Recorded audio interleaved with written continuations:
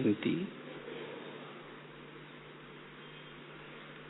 आज का विषय बहुत ही महत्व का है और हमारे ब्राह्मण जीवन का फाउंडेशन है। पुरुषार्थ में आत्माभिमानी स्थिति का महत्व। आज सबने मुरली सुनी होगी। बाबा ने कहा, मैं यहाँ आया हूँ किस लिए? तुम्हें आत्माभिमानी बनाने के लिए आया हूँ। क्योंकि बाबा ने वो भी शब्द यूज किया, अगर तुम्हें पुण्य आत्मा बनना है उसका साधन क्या है? आत्माभिमानी स्थिति। और बाबा ने कहा कि दुनिया ने भले गुरु बहुत हो गए, साधु बहुत हो गए, लेकिन किसी ने भी ये आत्माभिमानी बनने का हुनर नहीं सिखाया। केवल संगम युग में ही बाबा ही सिखाता है। और बाबा ने तो इस आज की मुरली में मुझे लगता है दो तीन लाइन के बाद बार बार इस बात को दोहराया है, क्योंकि ये लेसन हमारे पुरुषार्थ में बहुत महत्व का है। जैसे कोई भी चीज इंपॉर्टेंट होती है तो टीचर बार बार उसको दोहराता है। उनको पता है कि ये ही परीक्षा में आने वाला है। तो इसी तरह बीच बीच में बाबा को ऐसी मुरलियां चलानी पड़ती हैं, क्योंकि बाबा को पता है कि इनका ये लेसन कच्चा है और इसलिए उनके जीवन में परिवर्तन नहीं आ रहा है। तो ये पहला लेसन हमें पक्का करना है। ब्रह्मा बाबा ने इस लेसन के ऊपर कितना ध्यान दिया और बाबा इसी एक लेसन से बाबा ने कितना बड़ा ऊंचा पद प्राप्त किया।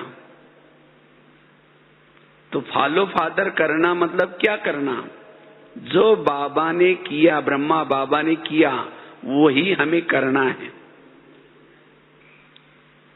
नहीं तो कई भाई बहनों को पुरुषार्थ में मेहनत लगती है, संस्कार परिवर्तन में मेहनत लगती है, किसी के अंदर की कमी कमजोरी दिखाई पड़ती है। ये सब का कारण क्या है? हमारा देह भान। अगर हम देही अभिमानी बनेंगे तो हमारे जीवन की सब समस्या खत्म हो जाएंगी। हम निर्विघ्न बन जाएंगे। इसलिए बाबा कहते ये मेहनत करो। जैसे कोई अगर बिल्डिंग बनाई, लेकिन बिल्डिंग का अगर फाउंडेशन ही रेत पर है, आंधी आएगी, तूफान आएगी, भूकंप आएगा, वो बिल्डिंग गिर जाएगी। इसी तरह ज्ञान में आए और ज्ञान में आकर के अगर हमने आत्मा का पाठ पक्का ही नहीं किया और बातों में लगे हैं, औरों को ज्ञान सुनाने में लगे हैं, स्थूल सेवा में लगे हैं, लेकिन जब कोई विघ्न आता है, समस्या आती है, हम फेल हो जाते हैं। क्यों? क्योंकि फाउंडेशन कच्चा है। इसीलिए अभी भी हमारे पास टाइम है, हमें इस लेसन का अनुभव करना है। पुरुषार्थ में आत्माभिमानी स्थिति का बहुत महत्व है। इससे से हम अपने अंदर के जो भी कड़े से कड़े संस्कार हो, कैसे भी संस्कार हो, उसको हम बदल सकते हैं। जैसे अभी कुछ दिन पहले दशहरा मनाया, तो दशहरे में क्या करते हैं? रावण को जलाते हैं। वैसे तो कहते हैं जब राम और रावण का युद्ध चल रहा था, राम क्या करता है? रावण का एक सिर काटता है, फिर दूसरा काटता है, फिर तीसरा काटता है। रावण नहीं मरता। फिर विभीषण आकर के राम के कान में 2-3 बातें सुनाते हैं। कहता है ये ऐसा नहीं मरेगा, उसके नाभि में तीर लगाओ। और जब नाभि में तीर लगा तो रावण क्या हो गया? मर गया। इसी तरह आज हम भी युद्ध करने में लगे हैं। कोई 2 साल से लगा हुआ है, कोई 4 साल से लगा हुआ है, लेकिन हमारे अंदर का रावण नहीं मर रहा है। क्यों नहीं मर रहा है? क्योंकि हम उसके गले तो काट रहे हैं। कभी काम का गला काटते हैं, कभी क्रोध का काटते हैं, वो कट तो जाता है, फिर दोबारा जुड़ जाता है। क्योंकि हमने उसके नाभि में तीर नहीं लगाया है। तो नाभि क्या है? देह अभिमान। जब तक हम आत्माभिमानी नहीं बनेंगे तब तक रावण खत्म नहीं होगा। संस्कार जागृत होने का स्थान है देहभान। इसलिए बाबा कहते बच्चे आत्माभिमानी देही अभिमानी बनो, इसकी मेहनत करो तो संस्कार आपके जीवन में रिपीट नहीं होंगे।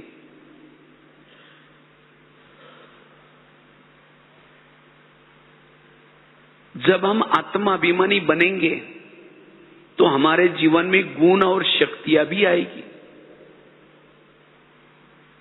जो आत्माभिमानी स्थिति में रहते हैं उसके इर्द गिर्द में गुण और शक्तियां रहती है।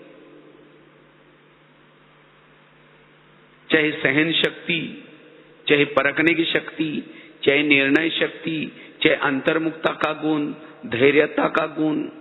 आज कई भाई बहने चाहते हैं मुझे मेरे अंदर सहन शक्ति आए, लेकिन जब समय आता है तो सहन नहीं होता, संकल्प चलते हैं। कारण क्या है? देहभान। हमने वो आत्माभिमानी की मेहनत नहीं की है, तो कैसा सहन होगा? वास्तव में आत्माभिमानी स्थिति पुरुषार्थ है, दैवी गुण उसके फल है।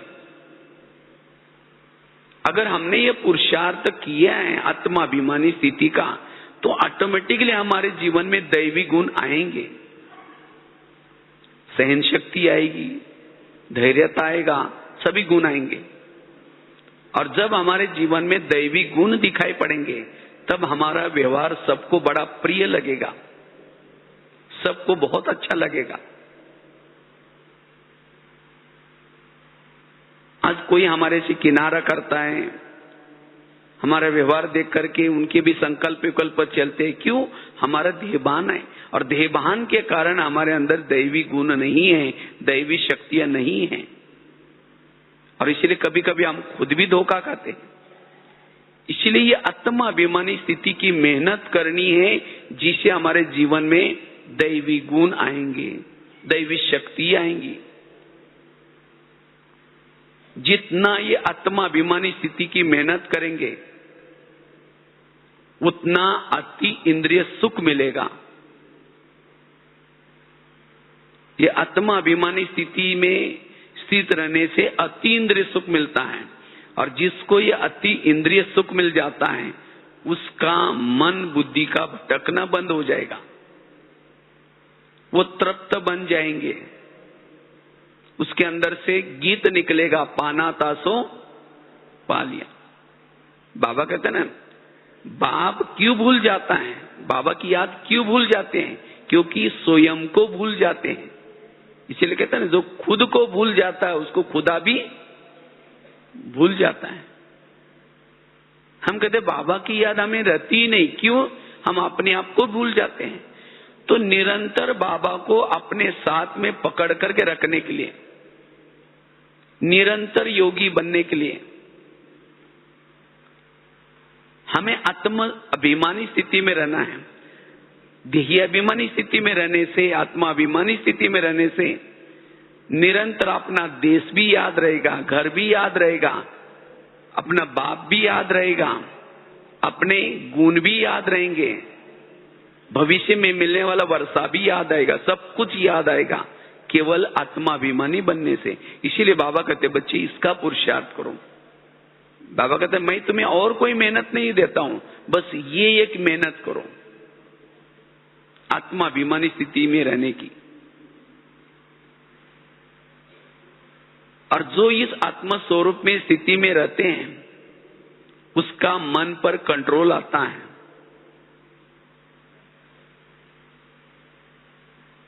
उसका मन कंट्रोल, संकल्प नहीं चलेंगे। आज मन हमारे पर राज्य करता है। क्यों? हम देह भान में जब होते हैं तो मन हमारे ऊपर राज्य करता है, और जब हम आत्माभिमानी स्थिति में रहते हैं तो मन भी चुपचाप रहेगा। और जब जिसका मन राज्य करता है उसके राज्य में सब गड़बड़ी ही रहेगी। इसलिए बाबा कहते बच्चे आत्माभिमानी स्थिति में स्थित रहो।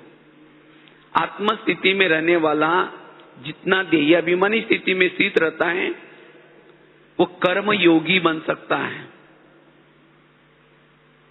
कर्म हाथ से हो रहा है, कर्म हो रहा है, लेकिन तो भी योगयुक्त स्थिति रहेगी।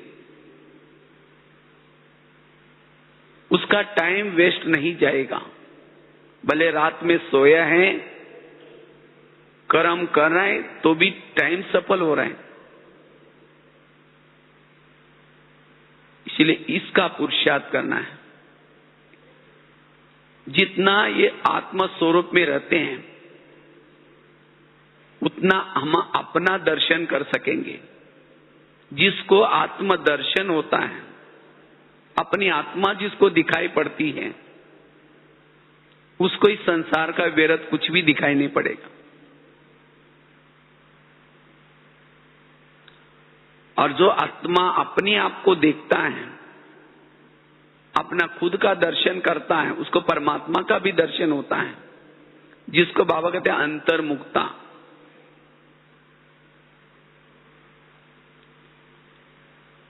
और जो खुद आत्माभिमानी स्थिति में रहता है उसको इस संसार की हर घटना कल्याणकारी अनुभूति होगी,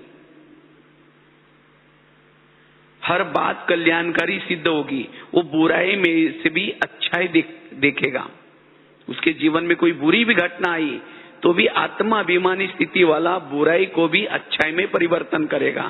संकल्प विकल्प नहीं चलाएगा, वो तनाव टेंशन में नहीं आएगा। वो कहेगा जो हुआ अच्छा हुआ। उसको कोई भी घटना बुरी नजर नहीं आएगी, कोई भी व्यक्ति भी बुरा नजर नहीं आएगा, किसी के अंदर अवगुण दिखाई नहीं पड़ेंगे। किसको? जो आत्माभिमानी स्थिति में रहते हैं उसको।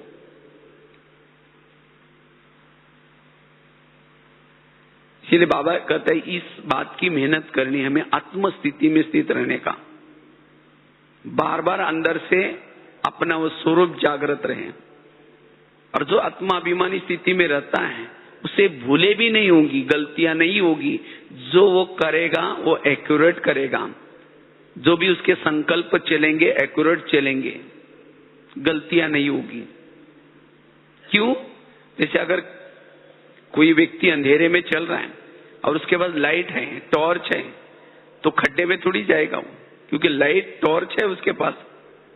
जिसके पास अंधेरे में चलते समय कुछ लाइट नहीं है, टॉर्च नहीं है, वो घबराते हुए चलेगा, कहीं खाटे ना हो, कहीं खड्डा ना हो।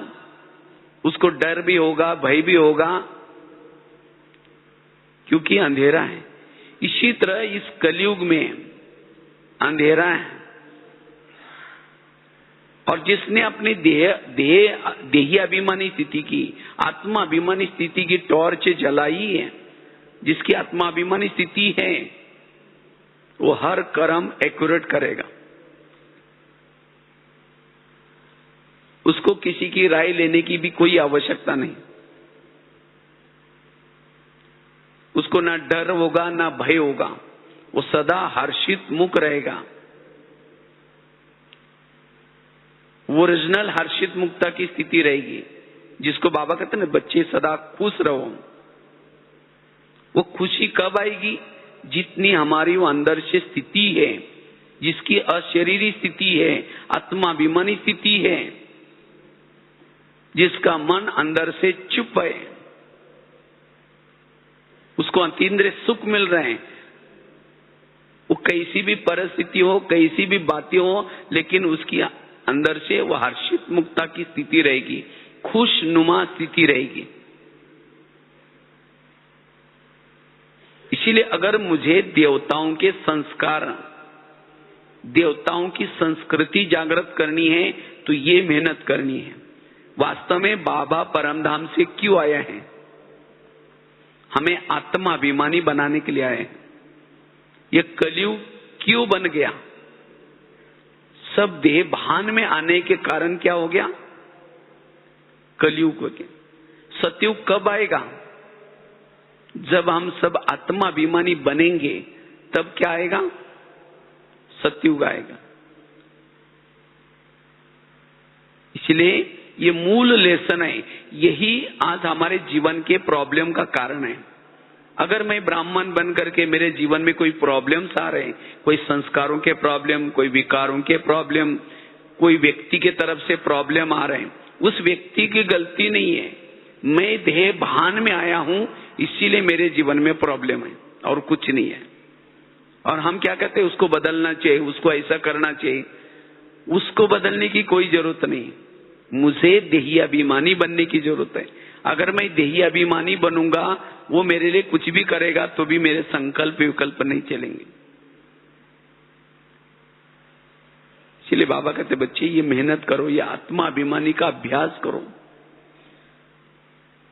जितना इस स्वरूप में रहते हैं उतना आत्मा भ्रुकुटी के आसन पर रहती है। आत्मा अभिमानी स्थिति में रहने वाला भ्रुकुटी के आसन पर बैठेगा, और जो संगम युग में भ्रुकुटी के आसन पर बैठता है उसको ही भविष्य का राजाई का आसन मिलेगा। जो देह भान में है उनको भविष्य का आसन नहीं मिलेगा, क्योंकि देह भान में आने से गलतियां होगी, इंद्रियों के वश होंगे। इसीलिए ये लेसन हमें पक्का करना है, इसके तरफ मेहनत करनी है। जो ये आत्माभिमानी स्थिति की मेहनत करते हैं उसको और कोई बातों की मेहनत नहीं लगेगी, ना योग की मेहनत लगेगी, ना कोई धारणा की मेहनत लगेगी। आज कईयों को धारणा करने की मेहनत लगती है, बंधनों से मुक्त बनने की मेहनत लगती है, कोई संस्कार परिवर्तन की मेहनत लगती है, कोई किसी के साथ एडजस्ट करना बड़ा मुश्किल होता है। ये सब मेहनत क्यों है? क्योंकि आत्मा अभिमानी स्थिति की मेहनत नहीं करते। इसलिए जिन्होंने ये आत्मा अभिमानी स्थिति की मेहनत की है, बाकी सभी मेहनतों से वो छूट जाएंगे।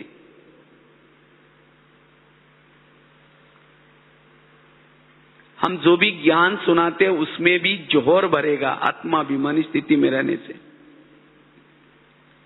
इसीलिए हमें इस बात का, इसका पुरुषार्थ करना है। वास्तव में पुरुषार्थ यही, पुरुषार्थ का अर्थ है पुरुष मतलब आत्मा, रत मन शरीर।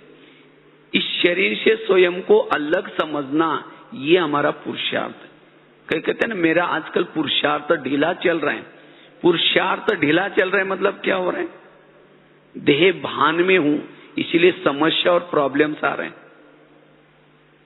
तीव्र पुरुषार्थी बनना अर्थात निरंतर आत्म स्वरूप में स्थित रहना, अशरीरी स्थिति में रहना, और इसे हम कर्मातीत बनेंगे, कर्मेंद्रिय जीत बनेंगे, इसे ही बाप समान बनेंगे। आज बाबा प्यारा सबको क्यों लगता है? बाबा सबके ऊपर क्षमा करता है, बाबा दया करता है, आपके पर भी उपकार करता है। क्यों? बाबा निराकारी स्थिति में है। तो ऐसे अगर हम भी निराकारी स्थिति में रहेंगे तो बाबा के गुण हमारे में भी आएंगे। इसलिए बाबा कहते हैं इसकी मेहनत करनी है, ये पुरुषार्थ करना है। बार बार अपने आप को याद करो कि मैं कौन, चलते फिरते मैं आत्मा हूं, ये आत्मा चल रही, ये आत्मा है। आत्मा आत्मा बाबा ने कहा कि इसको बैठ करके क्या करो? पक्का करो, चलते फिरते पक्का करो। चलो अभी इस स्वरूप का अभ्यास करो।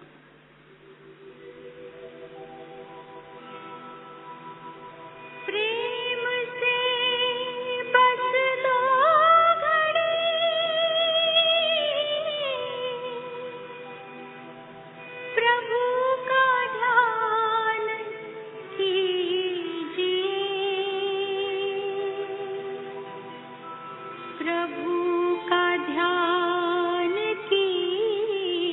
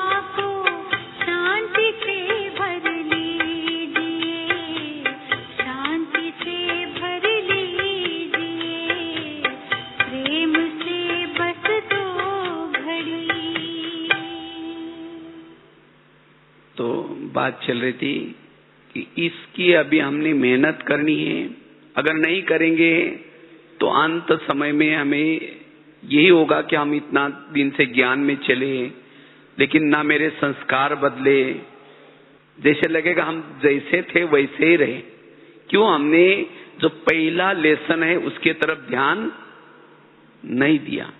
तो अगर हम अपने आप में परिवर्तन करना चाहते हैं तो इस पहले लेसन के तरफ ध्यान देना है।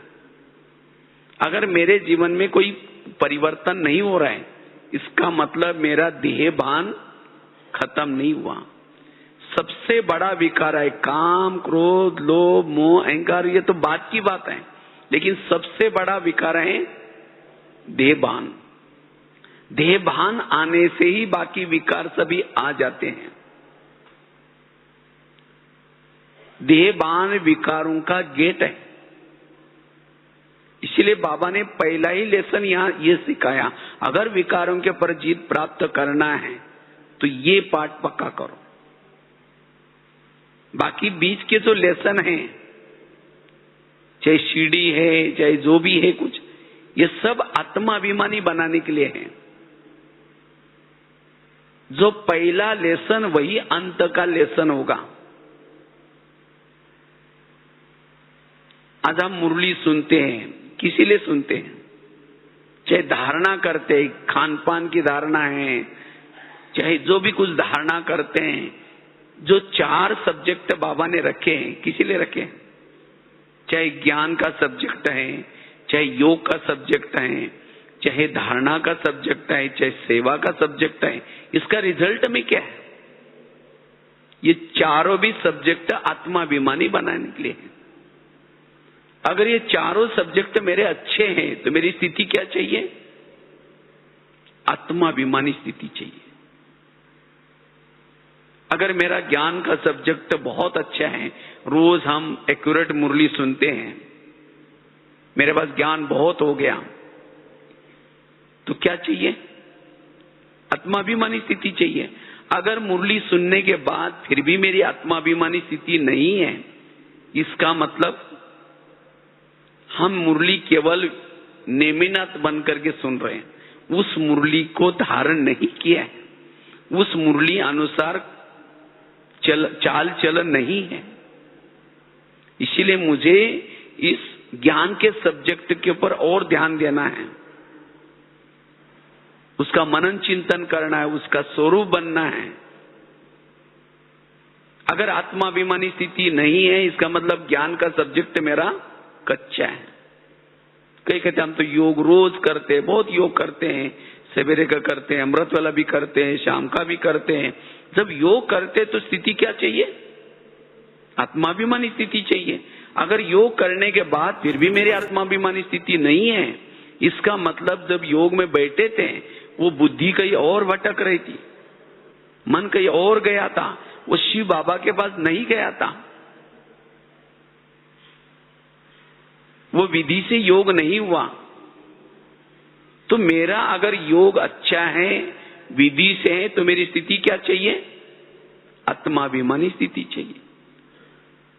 कई कहते हम तो बस जब से ज्ञान में पक्की धारणा है, हमारी धारणा का सब्जेक्ट तो मेरा बहुत अच्छा है, तो लेकिन रिजल्ट में क्या चाहिए? आत्माभिमानी स्थिति चाहिए। अगर इतना मेरी धारणा, खान पान की धारणा, ब्रह्म पवित्रता की धारणा सब पक्की है, तो आत्माभिमानी स्थिति क्यों नहीं है? इसका मतलब वो धारणा में भी कोई ना कोई, भले स्थूल में पवित्र है, लेकिन तो भी मनसा वाचा कर्मना में वो वेस्ट जा रहे हैं। है पवित्र, लेकिन तो भी चेहरे में कोई रौनक नहीं है, चेहरा लटका पड़ा हुआ है। कौन कहेगा ये पवित्र है? वो स्थूल में भले पवित्र है, लेकिन अंदर से कोई किसी की कमी कमजोरी देख करके, कोई ना कोई भविष्य के बारे में टेंशन चिंतन करके वो ऊर्जा वेस्ट हो जाए। इसलिए केवल धारणा करना इतना ही नहीं, लेकिन उसके सूक्ष्मता में जाना है, तब रिजल्ट में आत्माभिमानी स्थिति रहेगी। ये हम सेवा बहुत करते हैं, मैंने बहुत सारी दुआएं ली है सेवा से, तो रिजल्ट में क्या चाहिए? वो आत्माभिमानी स्थिति चाहिए। नहीं तो सेवा करने के बाद फिर भी मेरी आत्माभिमानी स्थिति नहीं है, मतलब वो सेवा दिखावटी वाली है। उस सेवा में कुछ नहीं मिलता तो संकल्प विकल्प चल रहे हैं। एक्चुअली ये 4 सब्जेक्ट बाबा ने दिया है आत्माभिमानी बनाने के लिए। जो भी बाबा ने नियम संयम जो भी बनाए हैं सब आत्माभिमानी बनाने के लिए है। और जो आत्माभिमानी बनेंगे उनके जीवन में देवताओं की तरह संस्कार आएंगे। और वास्तव में सतयुग से भी हमारा ये जन्म ऊंचा है, क्योंकि एक पहला जन्म कहां से गिना जाता है? ये वाला संगम का जन्म। तो देवताओं से भी हमारा ये अच्छा उत्तम जन्म है। तो उस उत्तम जन्म का अनुभव करने के लिए स्थिति चाहिए आत्माभिमानी स्थिति। अगर संगम युग में हमारा देह का बहाना है तो ये हमारा युद्ध, संगम युग बड़ा युद्ध वाला संघर्ष वाला अनुभव होगा, वो आनंद नहीं आएगा। इसलिए संगम के इस प्रभु मिलन को अगर सफल बनाना है, अनुभव करना है, इसलिए आत्माभिमानी स्थिति के हमें क्या करना है? मेहनत करनी। तो हम आत्माभिमानी स्थिति हमारी बनी रहे नेचुरल, उसके लिए कुछ बातों की धारणा जरूरी है, क्योंकि आत्माभिमानी स्थिति कुछ बातों का रिजल्ट है। तो सबसे पहली बात है, अगर मुझे आत्मानुभूति करनी है उसके लिए रोज हमें अपना दरबार लगाना है। अभी गीत सुन रहे थे ना, भ्रुकुटी आसन पर हम आत्मा शासन करे राज्य करे। जिसे ब्रह्मा बाबा ने ये पहला लेसन पक्का करने के लिए बाबा ने क्या किया? रोज अपना दरबार लगाया। लेकिन आज हमारा इसके तरफ ध्यान नहीं है, हम और बातों में बिजी हैं। लेकिन घर में क्या हो रहा है? घर कौन सा? यह शरीर घर है। इस घर में क्या हो रहा है उसके तरफ ध्यान नहीं है। इसीलिए कहते हैं ना, तुम अपने पहले घर को सुधारो। घर मतलब ये शरीर। क्योंकि हमें अगर स्वयं को शक्तिशाली बनना है तो इस कर्मेंद्रिय को हमें मजबूत करने की जरूरत है, उनको श्रीमत प्रमाण चलाने की जरूरत है। क्योंकि आत्मा को कमजोर करने का कारण है ये कर्मेंद्रिया, देह भान का कारण है कर्मेंद्रिया। इसीलिए रोज एक एक कर्मेंद्रिय पर हमें ध्यान देना है। कान से क्या सुनना है, मुख से क्या बोलना है, आंखों से क्या देखना है। अगर नहीं सुनते हमारे कर्मेंद्रिया, उसको सजा शिक्षा भी देनी है। ब्रह्मा बाबा रोज रात को अपना दरबार लगाते थे। और जिन्होंने इस किले को, क्योंकि शरीर हमारा एक किला है, और जिन्होंने इस किले को मजबूत किया, उसके अंदर रहने वाला राजा भी कैसा है? वो भी सशक्त है, वो भी मजबूत है। और जिसका किला ही मजबूत नहीं है, जैसे अगर कोई बॉर्डर पर रहने वाला दुश्मन से मिला है, वो देश की हालत क्या बन सकती है? इसी तरह अगर मुझे आत्माभिमानी बनना है, रोज मुझे हर कर्मेंद्रिय पर ध्यान देना है, उनको ऑर्डर करनी है। जैसे भारत में अंग्रेज घुसे थे, कैसे घुसे थे? भारत में कुछ नवाब थे, अंग्रेज ने आकर के क्या किया? उन नवाबों के साथ दोस्ती की और भारत के ऊपर क्या किया? अटैक किया, और भारत क्या हो गया? परतंत्र में गया। इसी तरह माया रूपी अंग्रेज भी क्या करता है? देह भान में लाने के लिए इस कर्मेंद्र रूपी नवाबों के साथ दोस्ती करता है। कान के साथ दोस्ती कर दी, मुख के साथ दोस्ती कर दी, और फिर आत्मा को कमजोर बनाता है। इसीलिए हमें रोज अपने कर्मेंद्रिय पर क्या करना है? उनका दरबार लगाना है, उनको सावधान भी करना है, एक एक कर्मेंद्रिय से बातें करनी है। जैसे ब्रह्मा बाबा ने जो किया, और उससे धीरे धीरे हम आत्मा की ताकत बढ़ेगी। और वो आत्मा देहाभिमानी स्थिति का अनुभव करेगी। इसीलिए रोज अपने कर्मेंद्रिय का दरबार लगाने की प्रैक्टिस करनी है। कान से बात करो, हे मेरे कान, तुम मेरे इस राज्य के शान हो, अगर तुम ना होते तो मैं ईश्वर के महावाक्य कैसे सुनता। इसीलिए हे कान, तुम्हारा बहुत धन्यवाद, तुम मुझे बहुत सहयोग देते हो। लेकिन कभी कभी हे कान, तुम कभी व्यर्थ बातें भी सुनते हो। व्यर्थ बातें सुनने के लिए तुमको मैंने रखा है। अगर तुम व्यर्थ बातें सुनेगा, मैं तुम्हें सजा दूंगा। तो ये दरबार में लगा करके उनको बताया, फिर रात को चेक भी करो। इसी तरह जिन्होंने अपने स्वयं की कर्मेंद्रिय पर ध्यान दिया, वो व्यर्थों से मुक्त बनेगा। और जो व्यर्थों से मुक्त बनेगा, वो क्या बनेगा? वो सशक्त राजा बनेगा, वो आत्माभिमानी बनेगा। दूसरी बात है, अगर आत्माभिमानी बनना है, उसके लिए संकल्प हमारे समर्थ हो। जिसके संकल्प समर्थ, संकल्प पॉजिटिव, वही आत्माभिमानी बन सकता है। क्योंकि संकल्प आत्मा का भोजन है। जितना समर्थ सोचेंगे, पॉजिटिव सोचेंगे, उतना हमारी आत्मा की ताकत बढ़ती है, आत्माभिमानी स्थिति रहती है। अगर थोड़ा भी व्यर्थ सोचना शुरू किया, क्योंकि संकल्प से दृष्टि बनती है, दृष्टिकोण बनता है, वृत्ति बनती है, व्यवहार बनता है, सारे संकल्प से ही सब कुछ चलता है। अगर हमारे संकल्प ही निगेटिव है, सारा निगेटिव, और इसके कारण देहाभिमान आता है। तो इसीलिए हमारे संकल्प पॉजिटिव रहे, संकल्प समर्थ रहे। जिसके संकल्प कम चलते हैं, पॉजिटिव चलते हैं, उसकी ऊर्जा बचती है, उसी ऊर्जा का नाम है आत्मा। इसलिए मुझे कभी भी नेगेटिव नहीं सोचना है, मुझे कभी भी व्यर्थ नहीं सोचना है, सदा पॉजिटिव सोच। पॉजिटिव सोच से हम आत्माभिमानी बनेंगे, अशरीरी बनेंगे। इसलिए व्यर्थ संकल्प से मुक्त। कहा जाता है, क्योंकि जितना व्यर्थ में रहेंगे उतना डर होगा, भय होगा, और जहां डर है, भय है, वही तो देहभान है।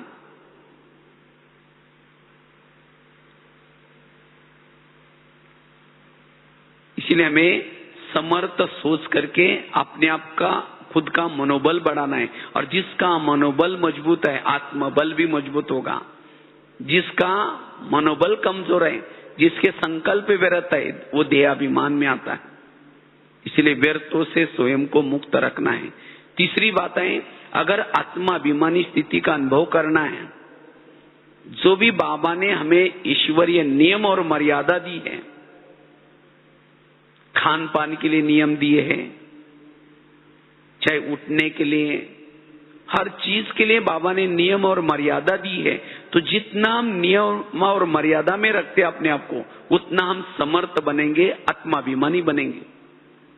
लेकिन आजकल कभी कभी हम क्या करते हैं, कहते हैं कि हम तो नए नए हैं, थोड़ा कुछ चलता है, मशीन मेड है, इसलिए खाने में नियम तोड़ते, कभी कभी देखने में भी, और उसके कारण फिर देहभान जागृत होता है।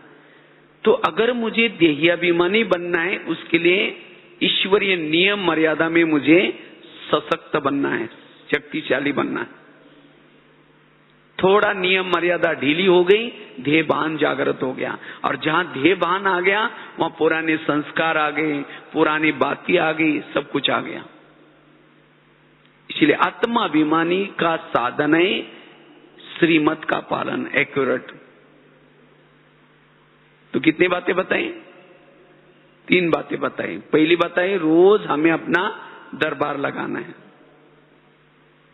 दूसरी बात बताई, व्यर्थ संकल्प से स्वयं को मुक्त रखना है। तीसरी बात बताई, श्रीमत का पालन। चौथी बात है, अगर मुझे आत्माभिमानी का अनुभव करना है, उसके लिए बाबा ने जो हमें एक बहुत अच्छा साधन दिए हैं, एक तो अमृत वेला का योग, दूसरा है क्लास के पहले का योग, और तीसरा है मुरली। ये रोज की दिनचर्या में इन 3 बातों के ऊपर ध्यान रखना है। ये 3 बातें हमें आत्माभिमानी बनाती हैं।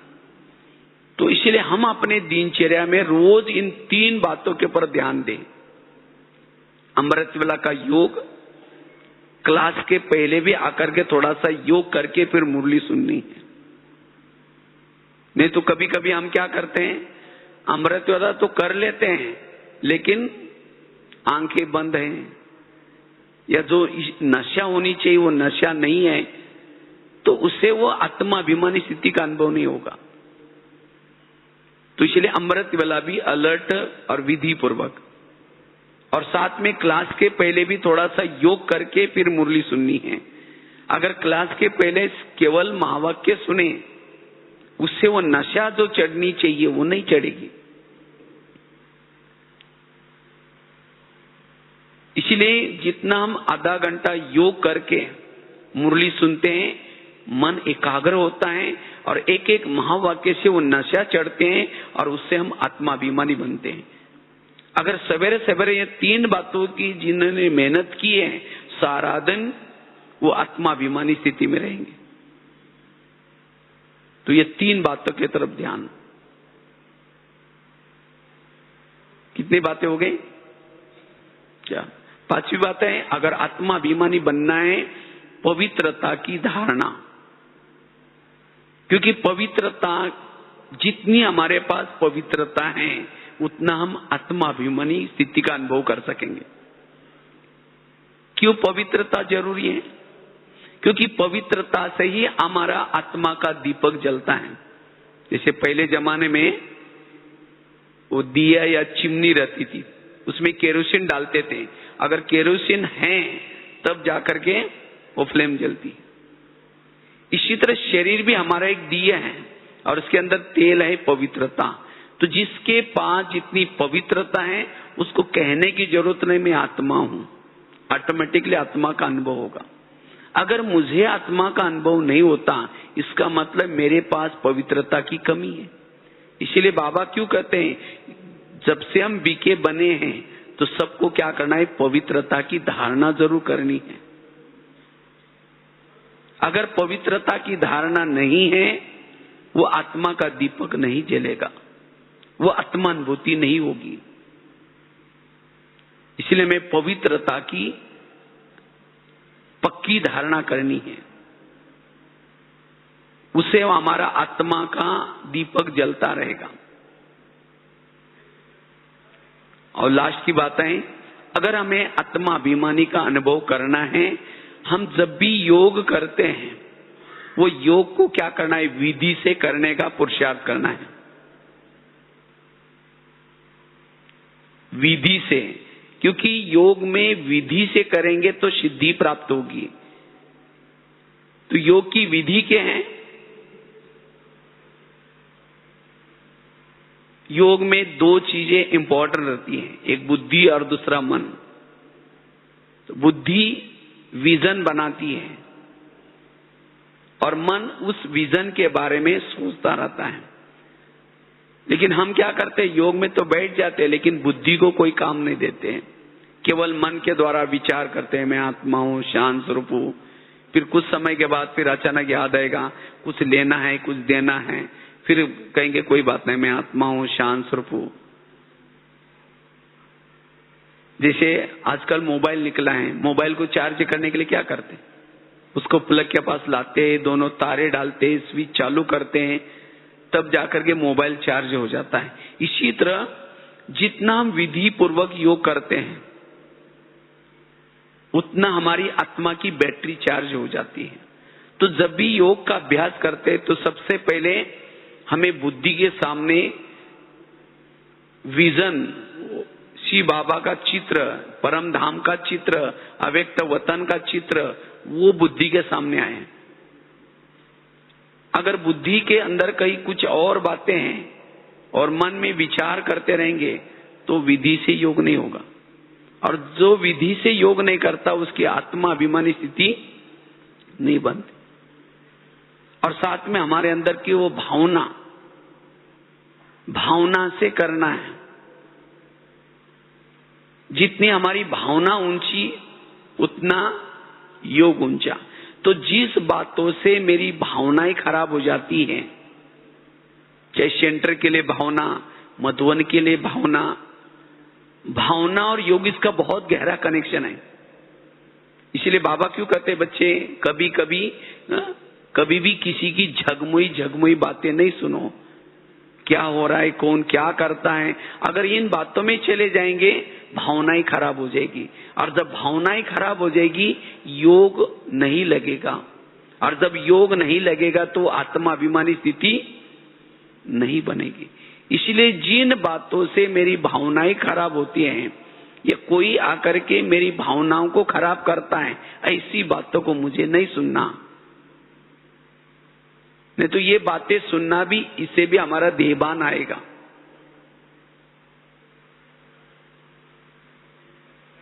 और जब हम ऐसा योग करते हैं, विधि से भावना वाला योग करते हैं, तो सहज ही हमारी आत्मा अभिमानी स्थिति रहती है। आज कई कहते हैं जब हम पहले यहाँ आए थे हमारा बहुत अच्छा योग लगता था, लेकिन अब पता नहीं क्या हो गया। क्यों हो गया? क्योंकि कोई ना कोई ऐसी बातें सुन ली, व्यर्थ बातें सुन ली, भावना खराब कर दी, और भावना खराब की इसलिए योग नहीं लग रहा है। इसलिए कोई भी बातों से भावनाओं को खराब नहीं करना है।